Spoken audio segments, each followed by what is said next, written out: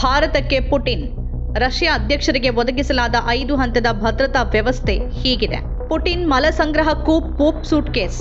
ಭಾರತದ ರಾಜಧಾನಿ ದಿಲ್ಲಿಗೆ ರಷ್ಯಾದ ಅಧ್ಯಕ್ಷ ವ್ಲಾಡಿಮಿರ್ ಪುಟಿನ್ ಗುರುವಾರ ಭೇಟಿ ನೀಡಿದ್ದಾರೆ. ಪುಟಿನ್ ಅವರ ಈ 2 ದಿನಗಳ ಭೇಟಿಗಾಗಿ ರಷ್ಯಾ ದಿಲ್ಲಿಗೆ ಕಳಿಸಿರುವ ಭದ್ರತಾ ವ್ಯವಸ್ಥೆ ಮತ್ತು ಅವರು ಬಳಸಲಿರುವ ವಿಶೇಷ ಕಾರಿನ ಹಿಂದೆ ಹಲವು ಅಚ್ಚರಿಗಳಿವೆ.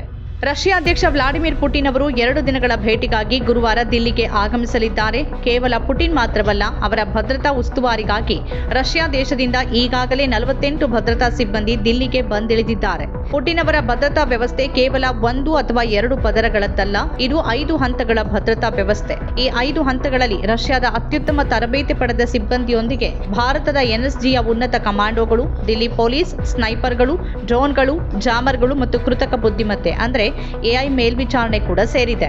ರಷ್ಯಾ ಭದ್ರತಾ ಸಿಬ್ಬಂದಿ ಈಗಾಗಲೇ ದಿಲ್ಲಿ ಪೊಲೀಸ್ ಮತ್ತು ಎನ್ಎಸ್ಜಿ ಅಧಿಕಾರಿಗಳೊಂದಿಗೆ ಸೇರಿ ಪುಟಿನ್ ಪ್ರಯಾಣದ ಹಾದಿ ಮತ್ತು ಅವರು ತಂಗುವ ಹೋಟೆಲ್ ಅನ್ನು ಪರಿಶೀಲಿಸಿದ್ದಾರೆ.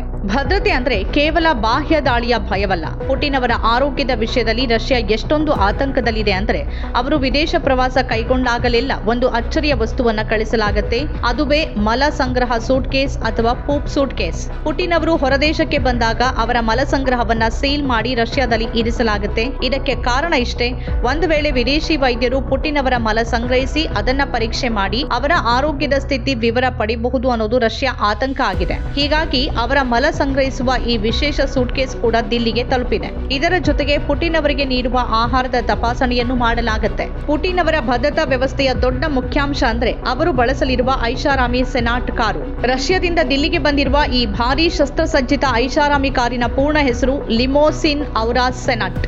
ಪುಟಿನ್ ಅವರ ಈ ಸೆನಾಟ್ ಕಾರು ಸಂಪೂರ್ಣವಾಗಿ ಗುಂಡು ನಿರೋಧಕ. ಇದನ್ನ ಯಾವುದೇ ಕ್ಷಿಪಣಿ ಅಥವಾ ಡ್ರೋನ್ನಿಂದ ಭೇದಿಸಲು ಸಾಧ್ಯವಿಲ್ಲ.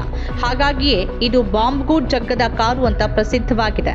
ನಮ್ಮ ಕಾರ್ಯಕ್ರಮಗಳನ್ನು ನೀವು ನೋಡ್ತಾ ಇದ್ರೆ ನಮ್ಮ ಚಾನೆಲ್ ಅನ್ನ ಸಬ್ಸ್ಕ್ರೈಬ್ ಮಾಡಿ, ಪಕ್ಕದ ಬೆಲ್ ಐಕಾನ್ ಒತ್ತಿ ನಮ್ಮನ್ನ ಬೆಂಬಲಿಸಿ. ಹಾಗೆ ನಮ್ಮ ಕಾರ್ಯಕ್ರಮಗಳನ್ನ ಲೈಕ್ ಮಾಡಿ, ಕಮೆಂಟ್ ಮಾಡಿ, ಅದನ್ನ ಬೇರೆಯವರಿಗೂ ವಾಟ್ಸ್ಆಪ್ ಮೂಲಕ ಶೇರ್ ಮಾಡಿ.